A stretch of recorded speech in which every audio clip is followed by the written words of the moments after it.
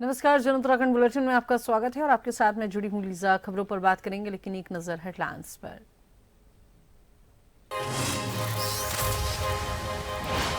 परीक्षा पर चर्चा का नवा संस्करण। पीएम बोले, जीवन में बैलेंस बनाकर चलना बेहद जरूरी। छात्रों को मिला तनाव से मुक्ति का मंत्र।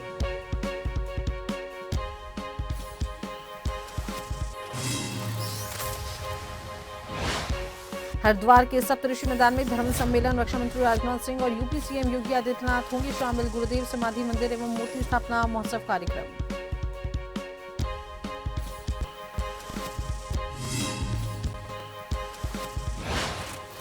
जन जन की सरकार, जन जन के द्वार कार्यक्रम बना गुड गवर्नेंस का उदाहरण। प्रदेश के 13 जिलों में 574 जन सुनवाई कैंप।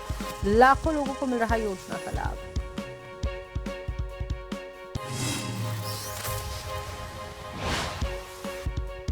देहरादून में गुंजन हत्याकांड की जांच तेज।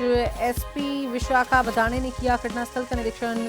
खुड़बुड़ा चौकी के रिकॉर्ड भी खंगाले। लापरवाही पर चौकी प्रभारी प्रद्युमन नेगी निलंबित। कॉर्बेट टाइगर रिजर्व में सफारी के दौरान मोबाइल फोन पर प्रतिबंध। सुप्रीम कोर्ट के आदेश के अनुपालन में व्यवस्था लागू। नियमों के उल्लंघन पर होगी सख्त कार्रवाई।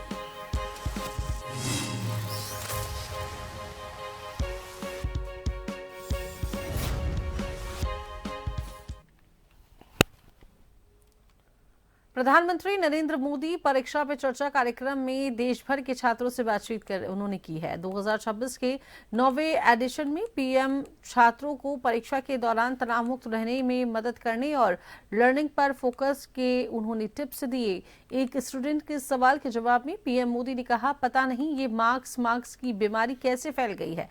आप लोगों को पिछले साल के टॉप 1 से 10 तक के नाम याद हैं क्या? ये उपलब्धि तो कुछ देर के लिए होती है। हमें ये देखना चाहिए कि पढ़ाई से हमारे जीवन पर क्या असर हुआ है, ना कि ये हमारे मार्क्स कितने आए हैं। पीएम मोदी ने छात्रों को पढ़ाई को लेकर जरूरी टिप्स देते हुए कहा कि छात्रों को शिक्षक से एक कदम आगे रहना चाहिए, ना बहुत आगे ना बहुत ही पीछे।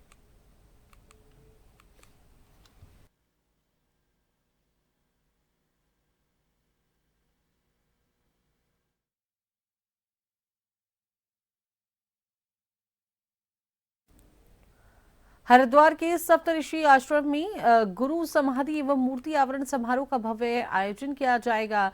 कार्यक्रम में रक्षा मंत्री राजनाथ सिंह और उत्तर प्रदेश के मुख्यमंत्री योगी आदित्यनाथ शिरकत करेंगे। देश भर से संतों की मौजूदगी में समारोह का समापन होगा। वीवीआईपी आगमन को देखते हुए भारत माता मंदिर और सप्तऋषि आश्रम क्षेत्र में सुरक्षा व्यवस्था कड़ी की गई है।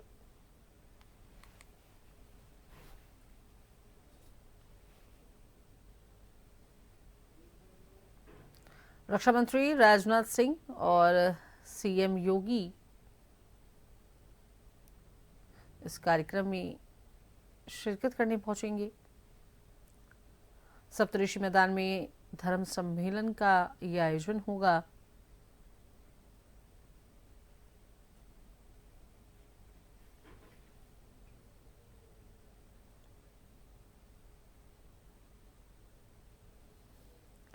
हरिद्वार के सप्तऋषि आश्रम में गुरु समाधि एवं मूर्ति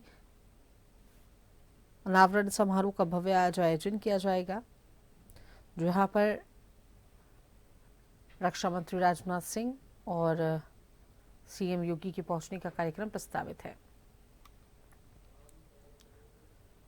मुख्यमंत्री पुष्कर सिंह धामी के नेतृत्व में संचालित जन जन की सरकार जन जन के द्वार कार्यक्रम सुशासन और त्वरित जन समाधान का प्रभावी माध्यम बनकर उभरा है।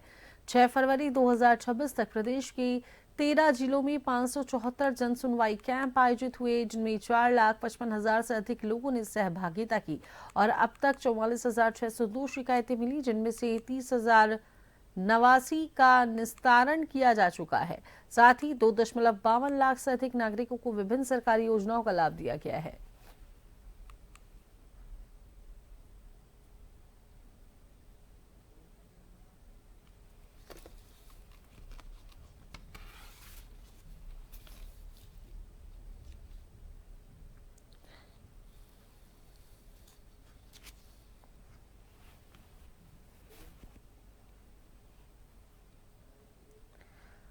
तो वहीं काशीपुर में प्रधानमंत्री आवास योजना 2.0 की जो पहली किश्त है वो जारी की जा चुकी है। प्रधानमंत्री आवास योजना 2.0 के अंतर्गत 193 लाभार्थियों के खातों में प्रथम किश्त की धनराशि नगर निगम सभागार में आयोजित कार्यक्रम के माध्यम से हस्तांतरित की गई और इस अवसर पर 5 लाभार्थियों को सांकेतिक रूप से चेक भी दिए गए। नगर निगम महापौर दीपक बाली ने लाभार्थियों से अपील की कि वे अपना घर बनाते समय आसपास के जरूरतमंदों का भी ध्यान रखें ताकि कोई भी बिना घर के न रहे। उन्होंने अवैध वसूली की शिकायतों पर सख्त कार्रवाई की चेतावनी दी। कार्यक्रम में कुल 66,40,000 रुपए की राशि जारी की गई, जबकि अब तक 26 करोड़ 59 लाख रुपए वितरित हो चुके हैं।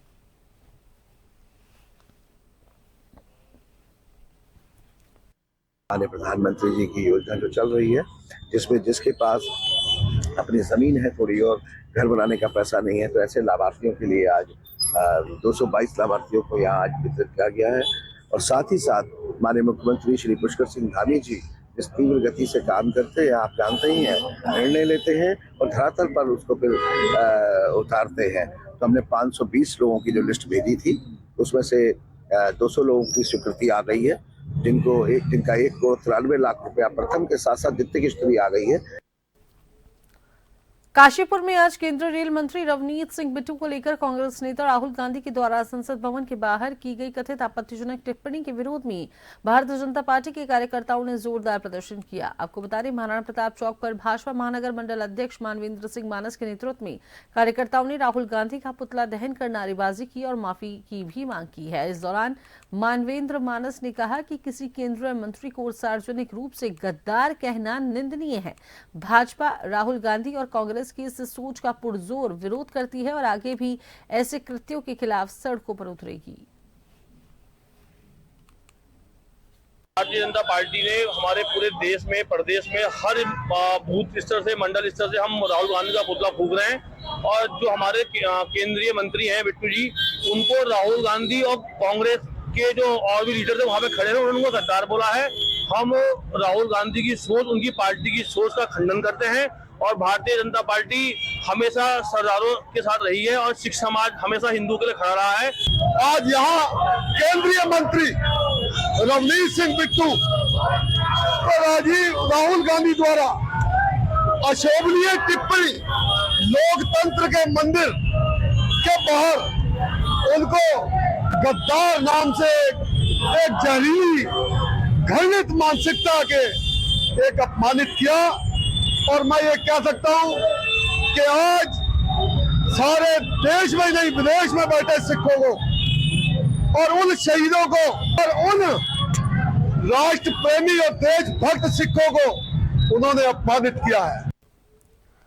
देहरादून के गुंजन हत्याकांड की जांच में अब तेजी हो गई है। मामले की गंभीरता को देखते हुए एसपी विशाखा बदाने ने स्वयं घटनास्थल का निरीक्षण किया और जांच से जुड़े अधिकारियों को आवश्यक दिशा निर्देश दिए गए हैं। निरीक्षण के दौरान एसपी ने खुड़बुड़ा चौकी के रिकॉर्ड भी खंगाले और अब तक की कार्रवाई की समीक्षा की। इसके साथ ही उन्होंने पीड़ित परिवार से मुलाकात कर उनके बयान दर्ज किए और उन्हें निष्पक्ष एवं पारदर्शी जांच का भरोसा दिलाया। प्रारंभिक जांच में लापरवाही सामने आने पर खुड़बुड़ा चौकी प्रभारी प्रद्युमन नेगी को निलंबित कर दिया गया है और ये कार्रवाई पुलिस विभाग की जवाबदेही सुनिश्चित करने के उद्देश्य से की गई है। तो वहीं डीजीपी के निर्देश पर मामले की जांच एसपी मुख्यालय को सौंप दी गई है ताकि पूरे प्रकरण की निष्पक्षता के साथ गहराई से जांच की जा सके। पुलिस का ये कहना है कि दोषियों को किसी भी सूरत में बख्शा नहीं जाएगा और जल्द ही मामले का खुलासा होगा।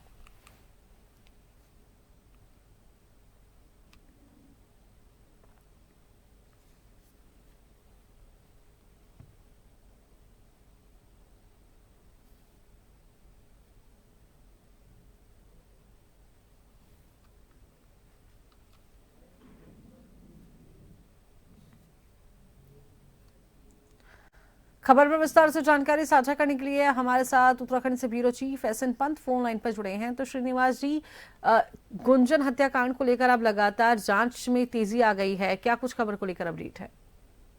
बिल्कुल लीजा, आपको बताना चाहूंगा, देहरादून में हुए गुंजन हत्याकांड की जांच को तेज कर दिया गया है और जैसे ही ये जांच के लिए डीजीपी की तरफ से एसपी विशाखा बदाने को नियुक्त किया गया है, उसके बाद एसपी विशाखा बदाने ने घटनास्थल का निरीक्षण किया है, लोगों से बातचीत की है और जिस मौके पर ये हत्याकांड हुआ है वहां पर दोबारा से रिक्रिएट किया गया है इस मर्डर को, इस क्राइम को। और जी। क्राइम सीन पर जाकर के एसपी विशाखा बदाणे ने घटनास्थल पर खुड़बुड़ा चौकी के रिकॉर्ड भी खंगाले हैं, पीड़ित परिवार से मिलकर के उनके बयान भी दर्ज किए हैं, और इसमें उन्होंने साथ ही साथ पीड़ित परिवार को कहा है कि निष्पक्ष जांच की जाएगी, आयोग की तरफ से कोई दबाव या कोई प्रेशर में काम किया नहीं जाएगा। और साथ ही साथ जो चौकी प्रभारी थे प्रद्युम्न नेगी, उनको निलंबित कर दिया गया है लापरवाही के मामले में। और डीजीपी ने सीधे सीधे एसपी मुख्यालय को ये जांच सौंपी है और सीधे तौर पर कहा है इस प्रकरण में जितना जल्दी होंगे उतनी जल्दी इस पर कार्रवाई हो, और साथ ही साथ एक नजीर पेश की जाए कि अगर ऐसा हत्याकांड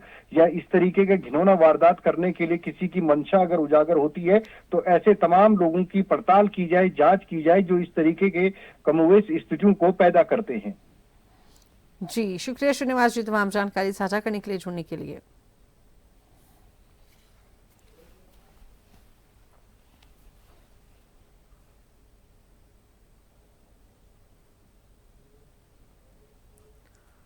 तो चले इसी बीच वक्त तो चला है एक छोटे से ब्रेक का।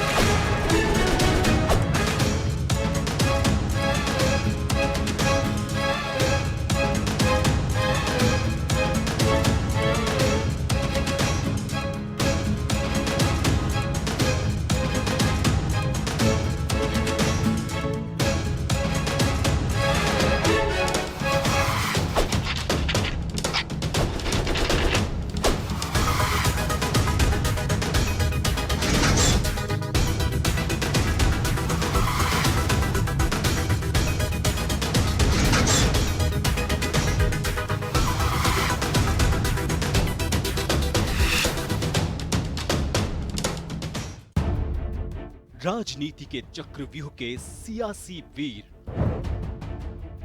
अपराध के अंधेरे की स्याह तस्वीर,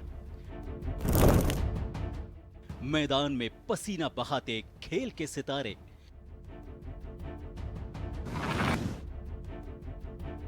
मनोरंजन की दुनिया के गॉसिप गलियारे, शिक्षा की रोशनी से होता भविष्य उजियारा, अर्थव्यवस्था हो या ऊपर नीचे होता मार्केट का पारा, हर हलचल पर नजर रखते हमारे खबरों के जांबाज, हम हैं जन टीवी, जन जन की आवाज।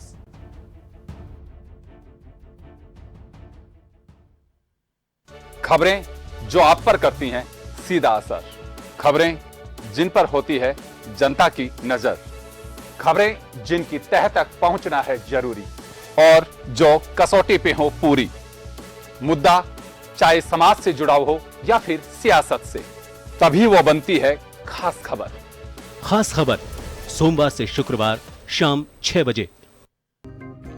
शिक्षा, खेल, धर्म कर्म या हो राजकाज, बदलते वक्त में भी पत्रकारिता का वही अंदाज, खबरों की दौड़ में सबसे पहले, हर जगह, हर वक्त, क्योंकि आपका भरोसा ही है हमारी असली ताकत। खबर हो चाहे छोटी या हो रहा हो कुछ विशेष, हर खबर जिससे रूबरू होता है हमारा देश, जनता के विश्वास की सबसे बुलंद आवाज।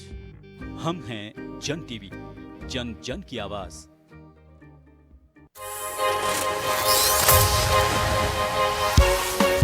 ब्रेक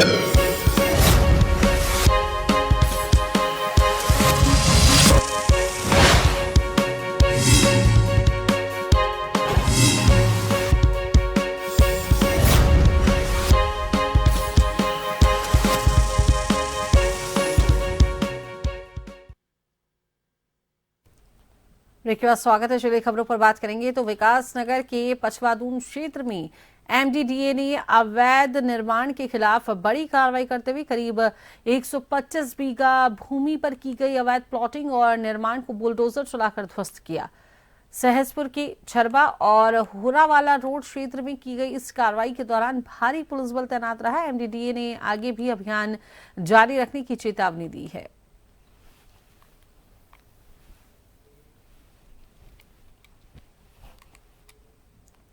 कॉर्बेट टाइगर रिजर्व में सफारी के दौरान मोबाइल फोन पर पूरी तरह से प्रतिबंध लगा दिया गया है। सुप्रीम कोर्ट के आदेश के अनुपालन में ये व्यवस्था लागू की गई है। अब पर्यटकों को सफारी से पहले प्रवेश द्वार पर मोबाइल फोन जमा कराना होगा। नियमों के उल्लंघन पर सख्त कार्रवाई की जाएगी। हालांकि डीएसएलआर और अन्य स्टिल कैमरे ले जाने की अनुमति रहेगी।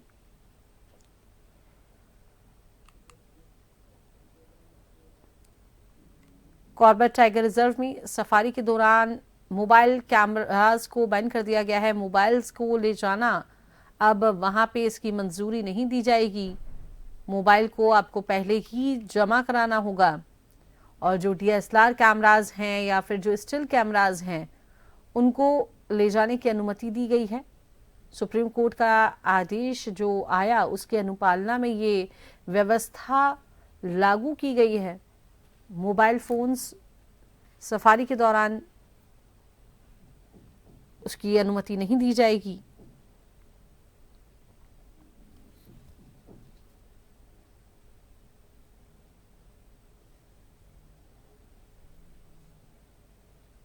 देखिए, माननीय उच्चतम न्यायालय के आदेशानुसार जो मोबाइल फोन का बैन है वो आया हुआ है कि टाइगर रिजर्व के कोर क्रिटिकल हैबिटेट में ये फोन का यूज बंद रहेगा। तो इसके लिए हमने व्यवस्था की है, जो कि दैनिक भ्रमण पर जाने वाले टूरिस्ट हैं उनके लिए प्रत्येक गेट पर लॉकर की व्यवस्था की है, जिसमें टूरिस्ट अपने गाइड के माध्यम से फोन को जमा कर सकेंगे और साथ में सफारी के बाद में वो फोन को वापस लेके जा पाएंगे।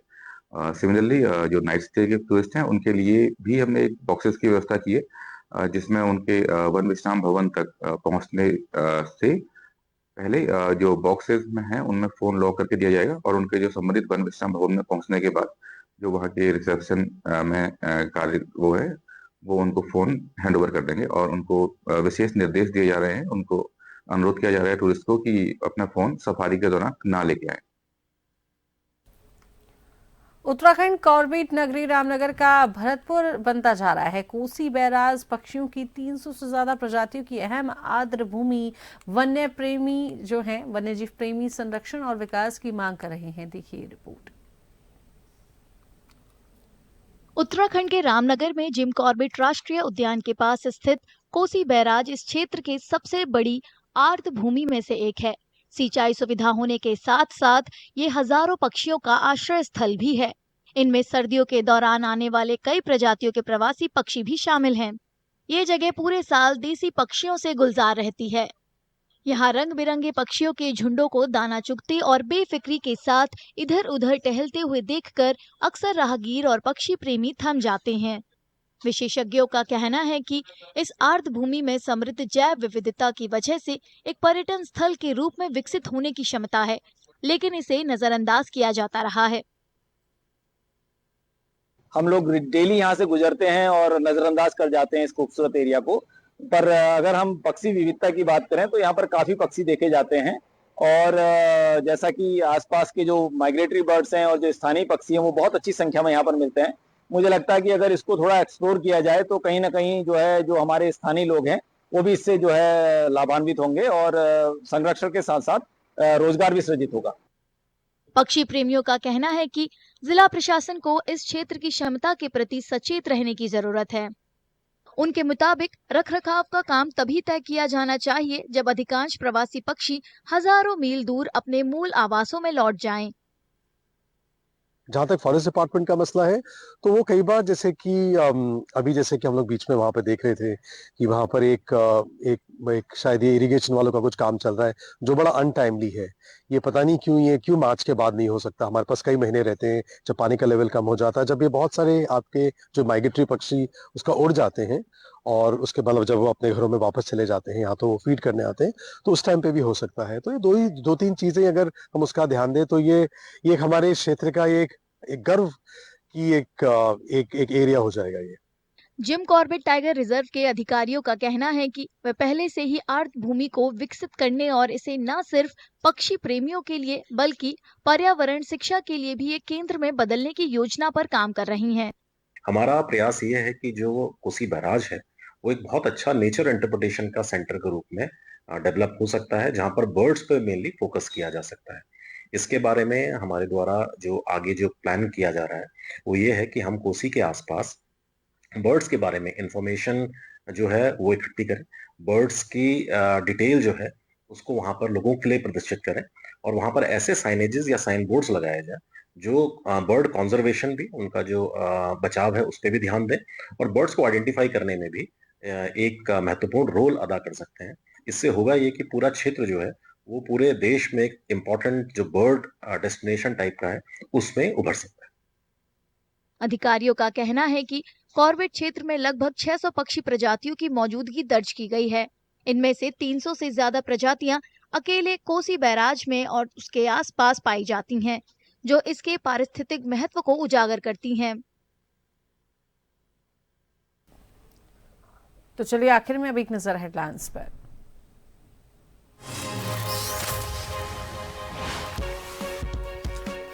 परीक्षा पर चर्चा का नवा संस्करण। पीएम बोले, जीवन में बैलेंस बनाकर चलना बेहद जरूरी। छात्रों को मिला तनाव से मुक्ति का मंत्र।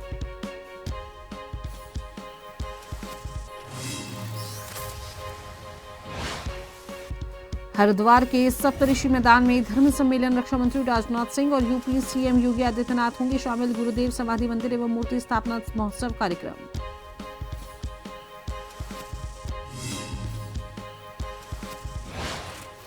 जन जन की सरकार कार्यक्रम बना गुड गवर्नेंस का उदाहरण। प्रदेश की 13 जिलों में 574 जन सुनवाई कैंप। लाखों लोगों को मिल रहा योजना का लाभ।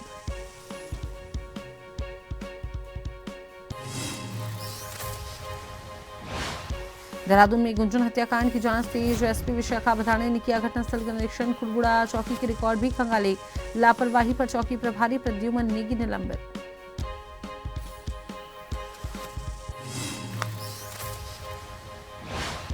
कॉर्बेट टाइगर रिजर्व में सफारी के दौरान मोबाइल फोन पर प्रतिबंध। सुप्रीम कोर्ट के आदेश के अनुपालन में व्यवस्था लागू। नियमों के उल्लंघन पर होगी सख्त कार्रवाई।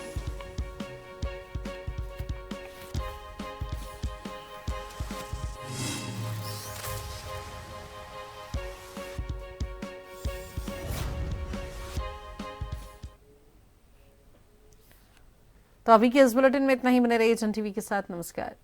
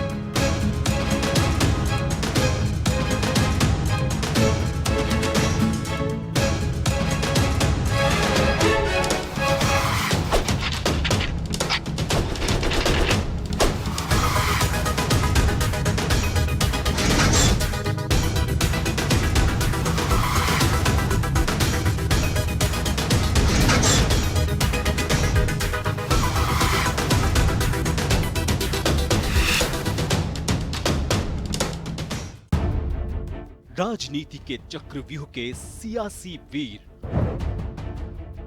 अपराध के अंधेरे की स्याह तस्वीर, मैदान में पसीना बहाते खेल के सितारे,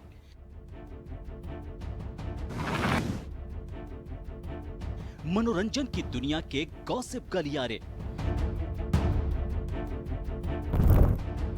शिक्षा की रोशनी से होता भविष्य उजियारा, अर्थव्यवस्था हो या ऊपर नीचे होता मार्केट का पारा, हर हलचल पर नजर रखते हमारे खबरों के जांबाज, हम हैं जन टीवी, जन जन की आवाज।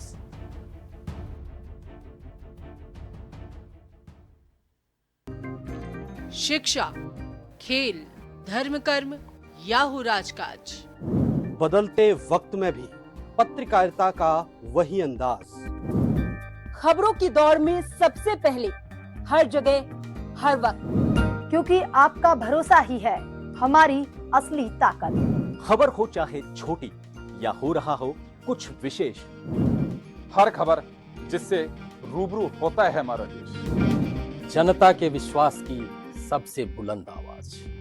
हम हैं जन टीवी, जन जन की आवाज। मरुधरा के नस नस में बहती संस्कृति हो या सियासी गुंबदों में जनता के पैरोकार, अयोध्या से मथुरा तक लगती जयकार हो या राजनीति के गलियारों में घूमते सियासी सवार, चार धाम से मन पावन करती बाबा की पुकार हो या देवभूमि के बर्फीले पहाड़ों को पिघलाती सियासी बयार, खबरों की दौड़ में पत्रकारिता का असली अंदाज। हम हैं जन टीवी, जन जन की आवाज।